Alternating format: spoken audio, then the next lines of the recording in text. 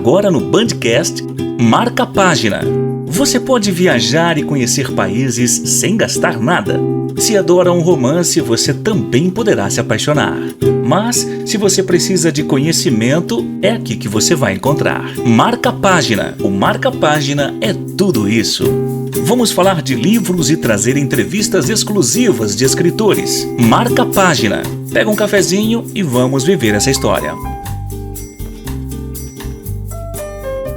Olá, estamos de volta com o Marca a Página e nesta semana nós iremos falar sobre um assunto que é muito atual, que é a questão do negro, né? Só que hoje nós vamos falar sobre a negra cor que resiste nas ruas de Campinas. O que é isso? Na verdade é um livro feito pela Giovana Bispo, que é uma historiografia dos homens e das mulheres que contribuíram para o desenvolvimento mesmo de Campinas, do Brasil e de São Paulo. Nós vamos falar de histórias de escravos, de jornalistas, de juristas, que dedicaram sua vida ou que tiveram uma participação na sociedade e cujos nomes eles estão nas placas de Campinas. E nós vamos ver como que isso aconteceu, como que foi essa história. Então eu vou falar agora com a Giovana Bispo. Giovana, bem-vinda ao Marca a Página. Obrigada, é um prazer estar aqui, eu agradeço pelo convite. Muito obrigada, Rose. Eu quero que você fale um pouquinho o que te levou a pesquisar e a saber, né, a entender essas histórias de homens e mulheres negras que fizeram a história, como eu coloquei, de Campinas, São Paulo, Brasil. O que te chamou a atenção e por que você quis escrever sobre eles? Certo. Então eu tenho que relembrar, né, contar um pouquinho da época em que eu me formei, né, enquanto jornalista. Esse livro, na verdade, ele foi um trabalho de conclusão de curso, para quem não sabe, e eu não esperava que fosse alcançar todo esse resultado que, graças a Deus, eu tenho hoje. Hoje, por exemplo, através desse livro, dessas histórias que foram contadas, foram biografadas por meio desse livro-reportagem, eu consigo dar palestras, né, até um pouco antes da pandemia, eu estava conseguindo dar palestras sobre pessoas que foram importantes para a cidade de Campinas no tempo escravagista, enfim. Como trabalho de conclusão de curso, então, eu pesquisei algumas informações a respeito sobre a negritude campineira. Na época, essa ideia ela tinha surgido através de uma conversa que eu tinha tido com o vereador, né, da Câmara de Campinas, e ele me falou sobre ruas campineiras que evidenciavam as placas e que ali tinha uma história de um negro que foi importante para a cidade de Campinas. Então, quando chegou o ano, eu falei assim, poxa, por que não? Né, biografar essas histórias. Então, a ideia ela vem justamente daí. E conforme eu fui, né, pesquisando, descobrindo, porque assim, foram muitas visitas ao Centro de Memória da Unicamp, foram várias visitas aos centros históricos da Unicamp, né, e ali eu pude, então, encontrar muitas histórias a respeito desses negros que construíram a cidade de Campinas, que foram importantes para o país e que hoje estão com seus nomes, né, gravados nas principais vias públicas da cidade. Mas essas histórias... Pode falar. Certo. Mas eu ia concluir que o mais importante de tudo é para reafirmar quem são eles, né, quem foram eles, como você estava citando anteriormente. Foram negros que foram poetas, que foram jornalistas, que foram musicistas, enfim, e tudo isso está biografado no livro A Negra Cor que Resiste nas Ruas Campineiras. Mas essas histórias te surpreenderam? Como que foi, assim, como que foi esse processo quando você começou a pesquisar sobre a biografia deles? Como que eu imagino que você deva ter construído um arquétipo dessas pessoas, porque hoje a gente vive ainda um racismo, nós temos um racismo estrutural no Brasil, né?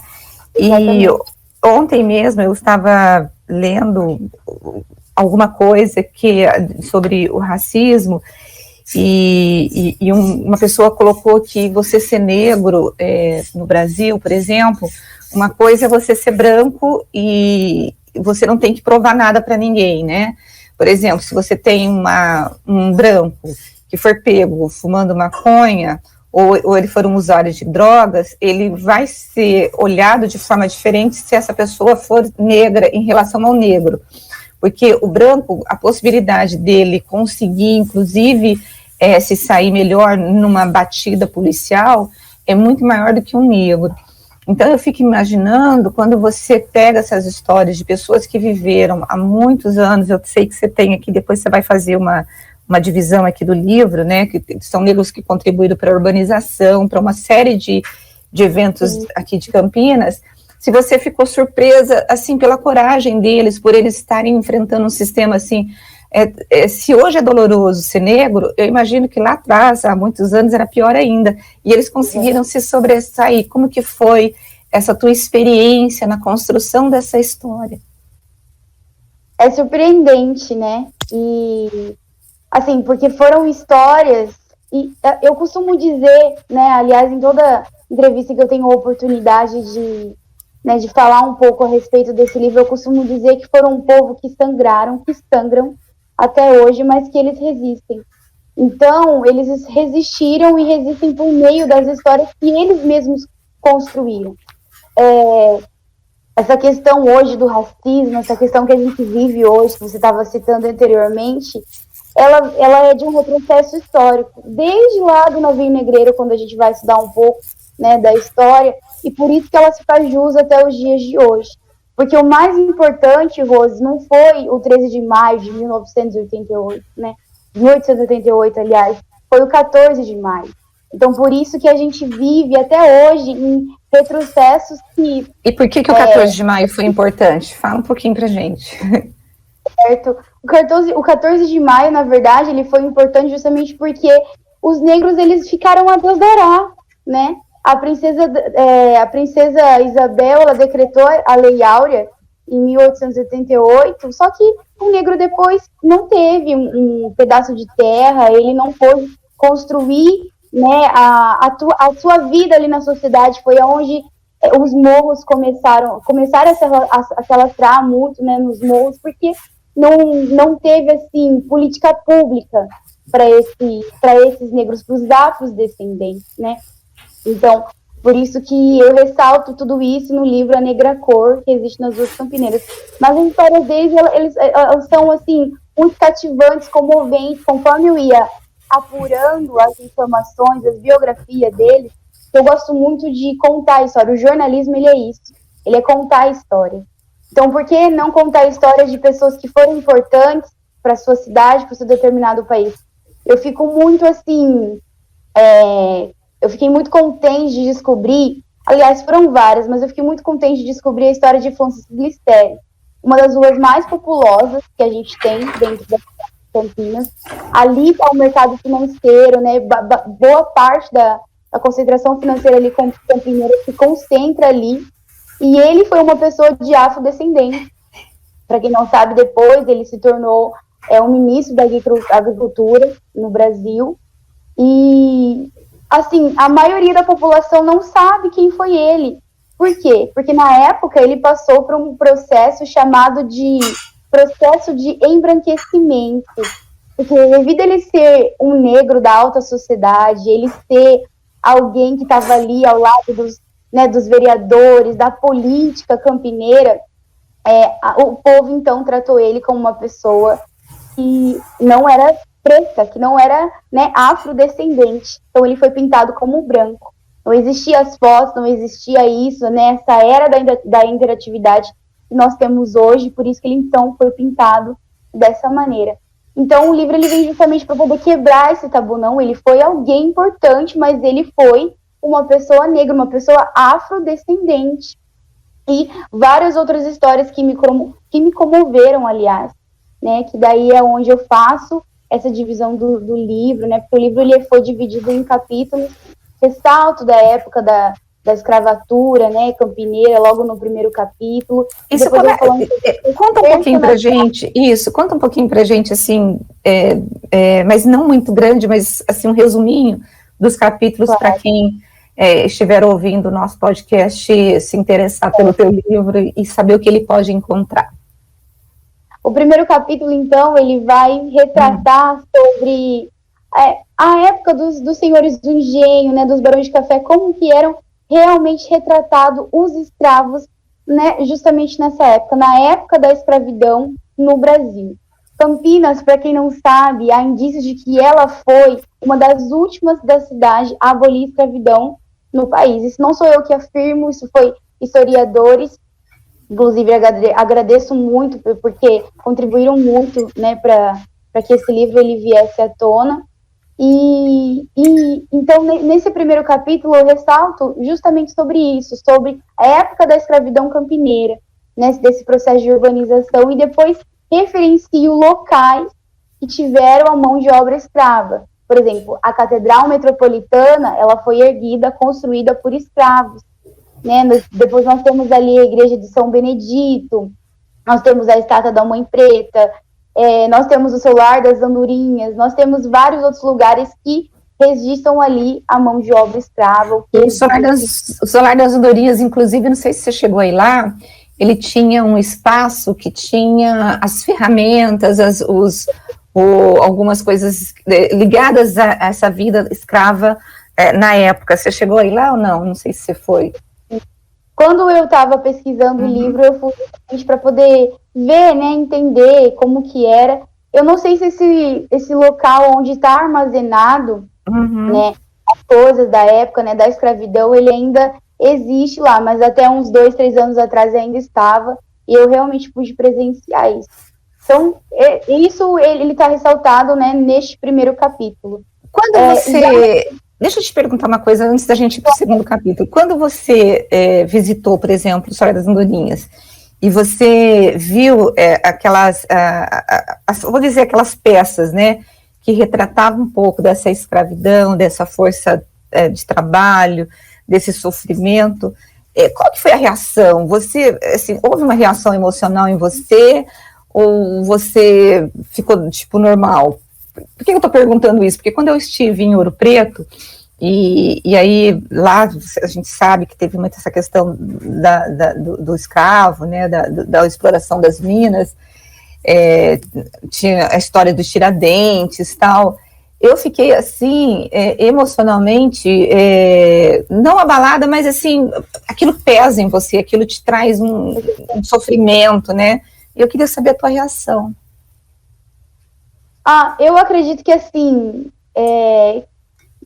eu na verdade, eu acho que eu não consigo nem exprimir para você o que eu senti naquele momento, porque não só a visita do Solar das Andorinhas, mas eu estive em outros locais que também referenciam, né, a mão negra, a mão escrava, e o que a gente sente, Rose, é uma coisa assim que eu não consigo reafirmar para você. Eu me senti um pouco triste, mas ao mesmo tempo assim, revoltada, porque, poxa, isso aconteceu, sabe? Como que isso pode acontecer no Brasil? E que, assim, existem pessoas que até hoje é como se fosse, assim, normal. Como se fosse normal você ter escravizado um negro, você ter feito aquele negro o seu senhor, sabe? Então, quando eu fui visitar o Solar das Andorinhas, eu falei assim, poxa, isso realmente existiu, né? Poderia ter sido um conto, mas não, isso foi realmente real, isso foi realmente verdadeiro. Então eu não consigo exprimir para você o que eu senti, mas foi um pouco de revolta, e eu acho que era isso que me dava engajamento para poder escrever. Porque foram pessoas que sangraram, né, como eu estava dizendo para vocês, sangraram, que são resistentes. E foi por meio dessas maneiras, por meio dessas histórias hoje, que eles conseguem ser resistentes, né, até atualmente, até os dias de hoje, na verdade. E aí, no capítulo 2, o que você traz? No capítulo 2, então, a gente fala um pouco sobre a memória e a ancestralidade. O que seria isso? Seria sobre as personalidades que contribuíram, né, de alguma forma do que fizeram, que deixaram de fazer, quem foram elas dentro da sociedade campineira ou né, do país em si. Então a gente tem a história ali da Chica da Silva, a gente tem Zumbi dos Palmares, a gente tem Francisco Glicério, que eu estava citando para vocês anteriormente, a gente tem Carlos Gomes, né, nós temos José do Patrocínio, Luiz Gama, enfim, várias personalidades que contribuíram para o Brasil e que hoje estão com seus nomes nas vias públicas de Campinas. Dessas personalidades... pode falar. No retrato da biografia deles, na verdade, né? Dessas personalidades que você citou, algumas são famosas, Carlos Gomes, na verdade quase que a maioria, né? Tem algum desconhecido que ele foi super mega importante, mas ele não é lembrado, assim ou não? Quem é? Na verdade, a gente tem a Laudelina de Campo Melo. Não sei se você quer falar, mas... Sim. Isso, a história dela, ela não é tão, assim, evidente como uma das outras que eu estava citando anteriormente para vocês. Mas Laudelina de Campo Melo, para quem não sabe, ela foi uma senhora, uma negra, residente daqui de Campinas, e que teve, assim, a sua vida totalmente bagunçada diante das coisas que ela enfrentou na época. Ela lutou pela causa das domésticas, né, porque... Para quem não sabe, justamente nessa época, o que acontecia? Existia muito preconceito, e ainda existe, é claro, sobre a negra ir trabalhar na casa de uma patroa, né, trabalhar numa casa de família, e ali ela começou a enfrentar muito preconceito, justamente aqui em Campinas. Enfrentou muito preconceito, passou por muitas coisas, foi uma mulher, assim, totalmente batalhadora, lutou justamente por essa causa, porque não tinha, assim... direitos, né, para essa classe de trabalhador, e ela lutou por isso.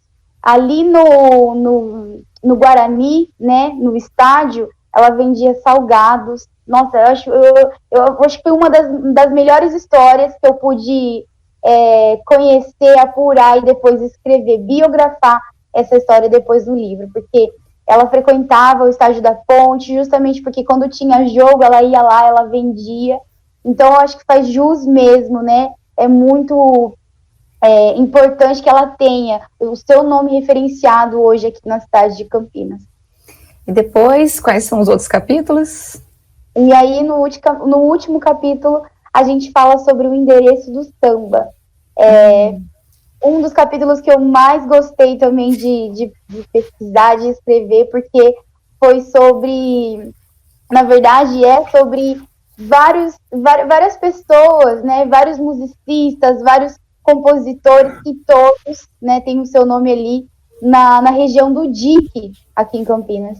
E que eles foram do Rio de Janeiro. É muito legal isso, porque são 14 locais, né, ali do DIC, que falam sobre esses negros, sobre esses compositores, sobre esses musicistas, né. Para quem não sabe, Ataulfo Alves, né, Jamelão, vocês já devem ter ouvido sobre eles. Nós temos ali também várias pessoas que contribuíram significativamente para a história do samba, né, ali no Rio de Janeiro, que hoje estão com seus nomes aqui na cidade de Campinas. E essa escolha, não sei se você teve a curiosidade de buscar, quem foi que decidiu? Eu sei que são sugestões, os vereadores apresentam o projeto de lei, são sugestões da população, mas como que veio essa demanda? Você chegou a pesquisar para ver por que decidiram homenagear os negros? Como que foi isso? Na verdade, eu não sei se eu posso aqui citar o nome do vereador, Pode. Mas foi o Carlão do PT, aqui de Campinas. Foram eles que me apresentaram. Foi, na verdade, uma entrevista que eu tinha realizado com ele. Logo no início da faculdade, a gente tinha que entrevistar um vereador e ele me contou, né, sobre essa proposta de lei que eles tiveram para poder biografar a placa, né, biografar a biografia, aliás, em uma placa das pessoas que foram importantes. Então, ele me apresentou algumas e eu fui pesquisar as demais. Ele me apresentou algumas, foi na época justamente, foi um projeto de lei que ele apresentou, se eu não me engano, agora em 2015, é um projeto de lei de 2015, se não me falha a memória. E depois, então, através dessa entrevista, eu decidi contar a história desses negros que contribuíram para o Brasil, para essa cidade de Campinas. Quando você terminou o teu livro, você entregou, né, falou assim, puxa, eu terminei essa obra, né? O que você, comparando com o que nós vivemos hoje, o que você poderia nos contar sobre, assim, houve muita mudança, ainda há muita opressão, há muita resistência, como que está hoje esse movimento negro? Ah, com certeza, né, Rose? Eu costumo dizer que em vez da gente avançar, em vez da gente ter avanços com essa questão da negritude, né, com essa questão do povo negro, a gente vem tendo um retrocesso muito grande, porque você pode perceber que os casos de racismo, eles aumentaram muito mais. Os casos de que negro que mora na favela, né, que mora numa área verde e sem mais nem menos, né, foi morto, eles aumentaram significativamente. Então, existe, assim, igual eu falei para vocês anteriormente, existe esse retrocesso desde lá atrás, desde a época do navio negreiro, e até hoje ele se faz presente, né? E principalmente essa questão do racismo. Quando eu entreguei esse livro-reportagem, né, e justamente não imaginava que fosse ter, né, esse resultado, eu falei assim, poxa, eu preciso escrever, né, eu preciso, isso logo no início, eu falei, eu preciso escrever alguma coisa que vá fazer com que o povo tenha acesso, informações, histórias que venham cativar as pessoas, porque isso é jornalismo, isso é história, né, então, justamente por isso que eu quis escrever algo que ativasse, que sintonizasse o mundo das pessoas. Então, por que não falar sobre as histórias, sobre essas histórias que são muito marcantes hoje para a população? E então, depois que eu pude então entregar esse livro, eu falei, espero que de alguma forma eu possa estar contribuindo para a população, eu possa estar contribuindo para essa geração que cresce agora e que não sabe que a maioria dessas pessoas que foram assim importantes, pois na tua cidade tem uma pessoa que foi importante para o Brasil, elas precisam saber disso. Há uma resistência hoje. Uhum. Pode falar em relação à resistência. Então, você acha que o movimento hoje, ele é um movimento que está mostrando resistência e que está pedindo aí essa coisa dos direitos mesmo para o negro? Há uma resistência muito grande hoje em dia. Então, como que se faz a luta, né, do povo negro hoje em dia?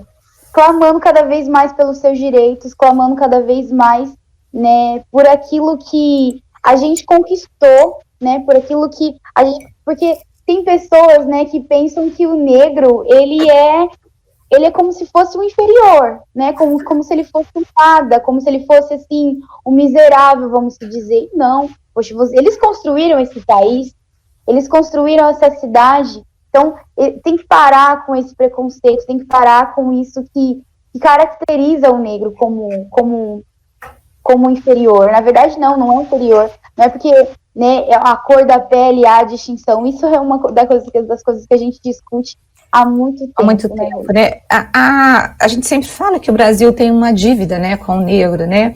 Você acha que a política de cotas acaba suprindo ou pelo menos pagando um pouco essa dívida? Como que você vê políticas de cota? Por que eu estou te perguntando isso? Porque eu já vi negros dizendo que é contra políticas de cotas. Claro que é exceção, né? Claro. Mas é uma discussão que eu acho que a gente tem que ter, né? Como que você vê a política de cotas? Você acha que o Brasil, ele consegue pagar essa dívida por meio desse projeto, dessa lei? Não do projeto, dessa lei? Essa política, né, ela é recente. Eu acredito que sim, ela veio justamente para poder suprir com algo que havíamos perdido, né, com algo que não tínhamos conquistado, né, na verdade. Eu penso, Rose, que de certa forma ela contribui sim para algumas pessoas que não têm acesso, que não têm como chegar ao nível superior no Brasil, né?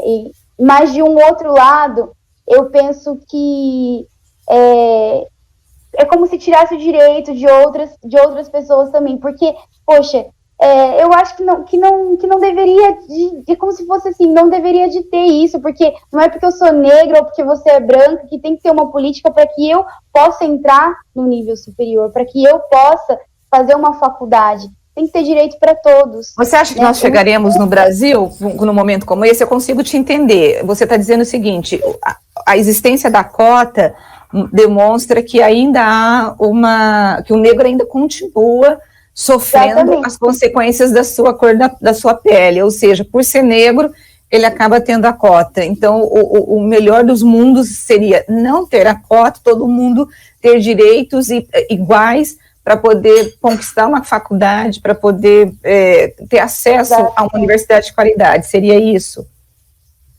Exatamente. Mas aí, se a gente for falar disso, é como se a gente fosse viver uma utopia aqui no Brasil, né, Rô?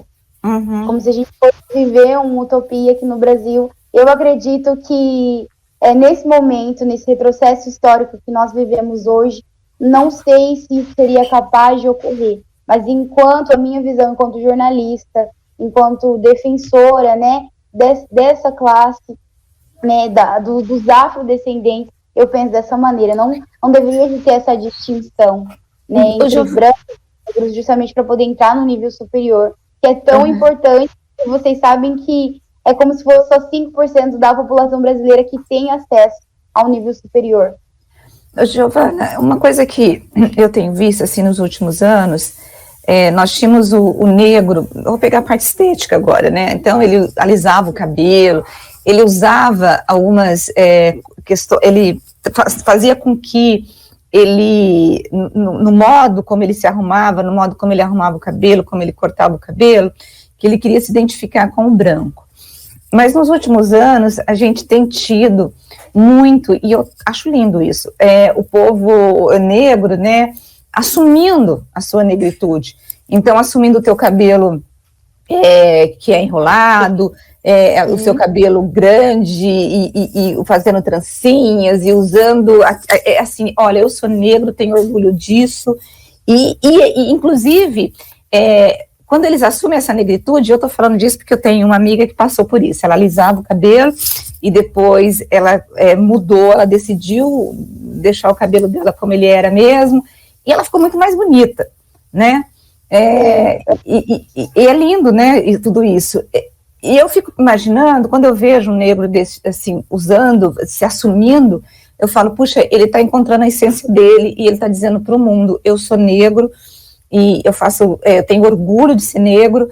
Você acha que no Brasil as pessoas têm orgulho de ser negras? Sim, com certeza, Rose. Existia e ainda existe, né, os padrões impostos pela sociedade que, assim, que são gritantes. Tem que alisar o cabelo, né, essas coisas que você estava falando anteriormente. Então, quando você vê hoje o negro mostrando aquele Black Power, mostrando as coisas, né, as referências, aliás, de cultura de matriz africana, porque, para quem não sabe, matriz africana, ela é tudo isso que a Rose estava citando anteriormente. Então, a maneira de se vestir, em questão da fé, em questão de você assumir quem é você. Então, assim, é uma maneira de revelar que eu sou negro, e assim, é mais ou menos como se fosse aquele eu posso, eu vou atrás, eu consigo, olha, eu não vivo pelo padrão que a sociedade, ela me impõe.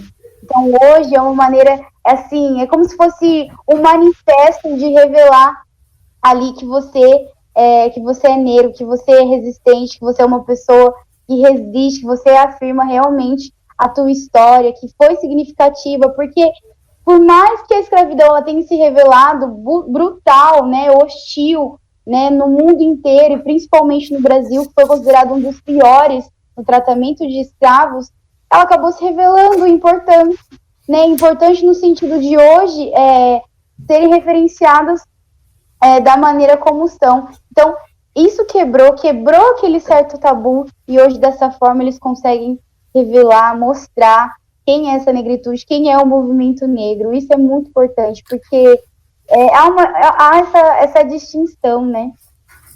Você já sofreu racismo, a tua família? Como que tem alguma coisa, uma história muito próxima de vocês por isso, assim, com essa questão do racismo? Claro. Eu não sofri racismo. Na verdade, assim, na época da escola, né, a gente sempre tinha aquelas brincadeiras, seu cabelo é ruim, né? Isso sempre teve. Mas eu posso falar de um caso específico que ocorreu na minha família com uma tia minha. Inclusive, ela é de Taubaté, ela é diretora da rede municipal escolar, e ela é negra, mas assim, negra mesmo, né? Preta, né? Que a gente fala. E por ela ser diretora da escola, as pessoas começaram a olhar ela de uma maneira errada. Né, as mães chegavam para poder falar com a diretora da escola, e aí falavam, não, mas você não é a diretora da escola, eu não quero falar com você. Porque via ela com cabelo cacheado, com cabelo black, via ela negra e achavam que ela não era a diretora da escola. Então, ela passou por isso também, até mesmo com colegas de trabalho dela, que não acreditaram, que olhavam, né, aquele olhar torto, que você percebe, né, Rose? Você tá numa roda de amigos ali, chega uma pessoa, começa a te olhar de cima e embaixo, isso aí é nítido. Ela sofreu isso, ela conta, né, menciona que foi assim, demorou para que ela viesse até mesmo se aceitar. Na época ela até quis cortar o cabelo, né, quis fazer várias outras coisas, como se fosse para poder tirar, né, aquilo que representa ela. E aí depois ela conseguiu vencer isso, né? Depois, assim, com a ajuda de muitos, depois de ter se aceitado, de ter entendido, né, o seu valor, o seu poder ali na sociedade, ela conseguiu superar isso, graças a Deus. Porque o empoderamento até demora, né? Porque você começa a achar, né? Puxa vida, alguma coisa tá errada. Mas é uma coisa, assim, muito cruel, né? Agora, eu acho que as novas gerações, as crianças, já não tem mais esse preconceito. Eu sei que nós temos o preconceito estrutural, e a gente sabe que o racismo, ninguém nasce racista, você aprende, né, a ser racista, né. Aí, às vezes, quando eu penso assim, puxa vida, eu acho que está melhorando, só que aí quando eu me lembro de que a gente tem tido muitos ainda crimes de ódio, ainda um retrocesso muito grande, aí eu fico de novo, não está melhorando como eu penso, né. Exatamente. Até porque esses casos que chegam para a gente, por exemplo, que saem nos jornais, que saem na televisão, não são todos os casos, né? Você sabe que tem muitas coisas camufladas, existem muitas coisas que não chegam para a grande mídia, não é passado. Eu posso até, assim, fazer uma comparação com um livro. Na verdade, eu penso que ele poderia... não só o livro, né, mas a história, né, essas histórias desses negros, ela poderia, por exemplo, ter ido para um grande jornal, poderia fazer um VT, por exemplo, de quem foi quem, para que venha, assim, é cultural, o povo venha se familiarizar, conhecer, mas não, você percebe que é por meio de um livro-reportagem que a gente conta, né, a história desse povo resistente. Então, como se quisessem camuflar, né, esconder quem foi quem, esconder a memória, a ancestralidade de todo esse povo. Agora, Agora, onde que o povo consegue acesso a esse livro seu? Como fazer para comprar? Onde que está? Sim. Rose, esse livro, ele é um livro autônomo, né, como eu falei para vocês anteriormente. Ele é um livro que eu entreguei como trabalho de conclusão de curso. Então, esse livro, ele é um livro autônomo e as pessoas conseguem comigo mesmo. Se vocês posso ressaltar aqui o número de telefone, ou você então, pode entrar... Você acha melhor? Então, você acha melhor, porque o número de telefone eu acho meio perigoso passar, por conta... você tem alguma rede social que você poderia passar, um Instagram, alguma coisa assim? Eu acho, porque o Instagram a pessoa manda e você responde. Eu acho melhor, pode ser? Claro, eu ia ressaltar justamente isso, eu ia colocar o e-mail aqui do livro. Pode ser. Entrar em contato pelo Instagram. O Instagram é Giovana Bispo, E e 2 N's, exatamente como escreve meu nome, Giovana com 2 N's, Bispo _ E para quem quer entrar em contato, né, através do e-mail, você vai entrar no livro @negracor@gmail.com. livro@negracor@gmail.com. Isso. Tá certo. Esse E o Instagram? E qual que é o Instagram? Giovana Bispo _. Ok. Giovana Bispo _ Ok, pessoal, olha, nós batemos um papo aqui com a Giovana Bispo, que escreveu A Negra Cor, que resiste nas ruas de Campinas, que conta a história de negros que foram importantes no desenvolvimento de Campinas, Brasil, de São Paulo. E algumas histórias já são muito conhecidas, outras não, outras ela trouxe à luz de personagens em que a gente não conhecia, né? E muitas vezes histórias importantes, como ela falou de Francisco Glicério, que apesar de ter sido tão importante, as pessoas a história dele não foi retratada como um homem negro, mas como um homem branco, ou seja, houve um processo cultural de embranquecimento. E ela resgata essas histórias para contar de forma real mesmo. Giovana, eu adorei conversar com você. Muito obrigada, sucesso aí no seu livro, que você possa contar outras histórias tão boas quanto essas, e aí o pessoal já tem onde buscar o teu livro, e a gente, quando você escrever um outro livro, que eu imagino que você deva ter pretensões, a gente volta a conversar aqui no Marca Página. Muito obrigada, viu? Muito obrigada, o prazer foi imenso, eu fico muito contente, Rose, fico muito alegre quando as pessoas vem e quer assim, entender um pouco sobre a história desse livro, porque assim, eu acho muito importante, a gente precisa revelar quem foi quem construiu esse Brasil, quem construiu essa Campinas, e isso é muito assim, imprescindível. Então, grata aí pelo convite, foi um prazer imenso estar aqui com vocês hoje, grata mesmo. Muito obrigada. Bom, pessoal, eu quero agradecer a sua companhia hoje, quando nós falamos aí sobre os negros, essa história, né, no momento que a gente vive um retrocesso tão grande em relação à discriminação racial, com as histórias nos Estados Unidos, o George Floyd, de outros personagens que têm sido assassinados por conta da cor. Quando a gente imagina que nós estamos caminhando, né, para uma igualdade racial, a gente volta de novo para trás e começa de novo as mesmas discussões que nós vimos lá na década de 60, na década de 50, na década de 30, e é isso. Mas eu adorei bater esse papo com a Giovana, eu espero que você também tenha gostado e se prepare, porque na próxima semana eu estarei aqui com vocês novamente, um novo autor, para poder contar e fazer uma conversa deliciosa sobre coisas muito, muito interessantes. Até. Tchau, tchau.